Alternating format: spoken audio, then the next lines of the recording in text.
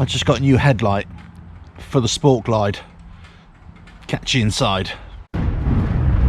RevelatorAlf. Hello, welcome to RevelatorAlf. I hope you're all well in these testing times. Look, if you like the videos, what I do, just subscribe, hit that bell, like and share, and check out the website RevelatorAlf.com as well. Lots of great content on there. The members area for early views of videos as well. So this video just got a brand new headlight for my Harley Davidson. Now I'm going to do a video about testing it and also about installing it later on, but I really wanted to talk about Harley Davidson headlights for the M8 engines. We know they're LED headlights as well, how powerful they are or not. And here's the thing, how do you know how powerful they are? Because Harley Davidson don't tell you. In fact, many manufacturers don't tell you. Aftermarket headlights that you can buy, they might give you a rating, but it's not a rating that you can even use or even compare to what you've already got on your bike. So how do you know? I mean, this is the big question. I've kind of been tackling this same issue myself. If you go to Harley Davidson themselves and ask them directly, this is the dealerships, what's the power rating of my headlight? They don't know. So then you say to them, okay, I want to possibly upgrade. I'm going to upgrade to the Daymaker.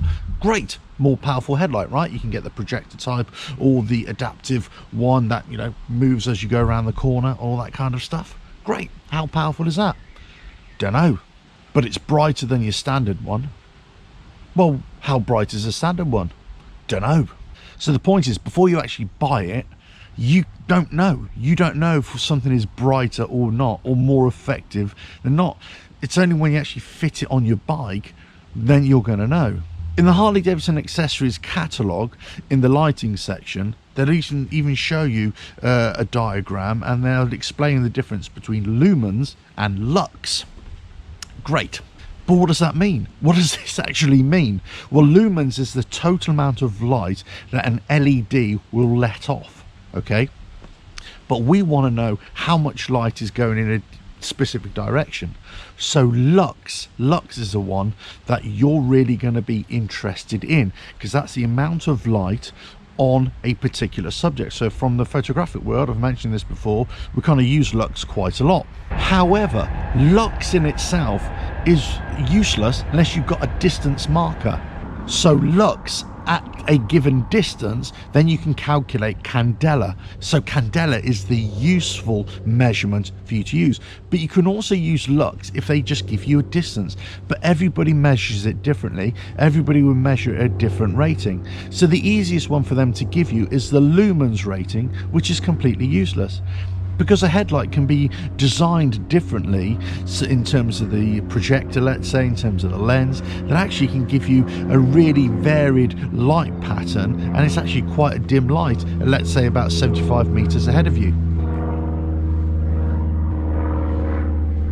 So Harley Davidson don't tell you how powerful their stock lights are. They also don't tell you how powerful their upgraded lights are, the Daymakers, let's say. They're all LED lights. We know they're going to give, you know, a good power rating, good lighting. I mean, the stock one on the Harley Davidson isn't bad at all, I've got to say.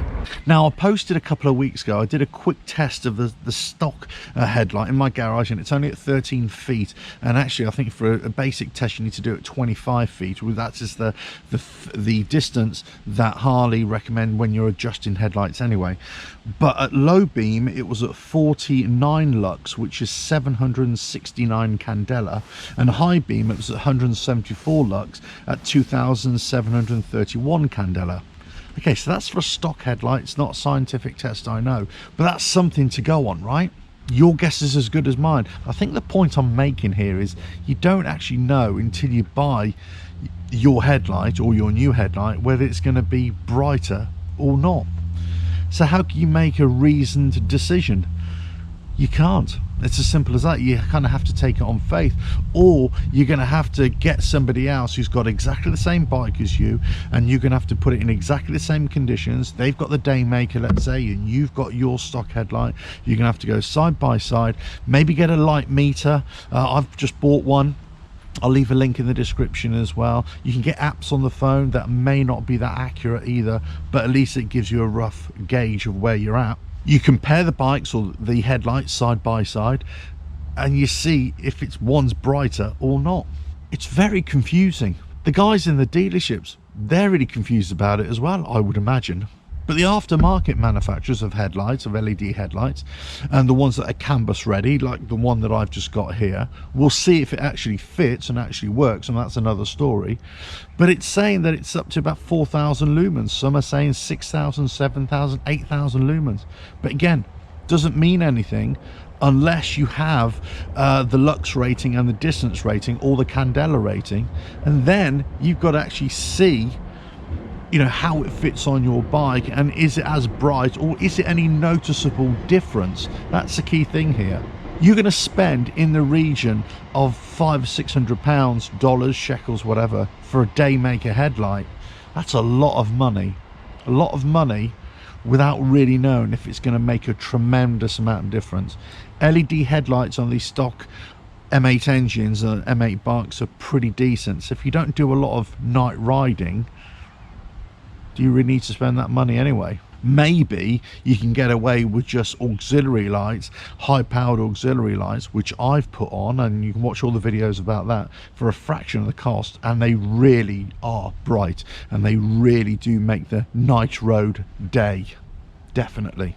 So it'd be interesting to see what this new headlight is, say the videos for that, the testing of it, and then the possible fitting of it on the bike as well. Let's see. It's quite groovy as well. It's got different light combinations, so it should look pretty cool. Let's see if it actually works, and let's see how bright it is. So I'll do another reference test of the new one with my phone or with my lux meter as well, and see if there's any noticeable difference, and then the proof will be in the pudding, as they say, and see if it's actually brighter at night. We shall see.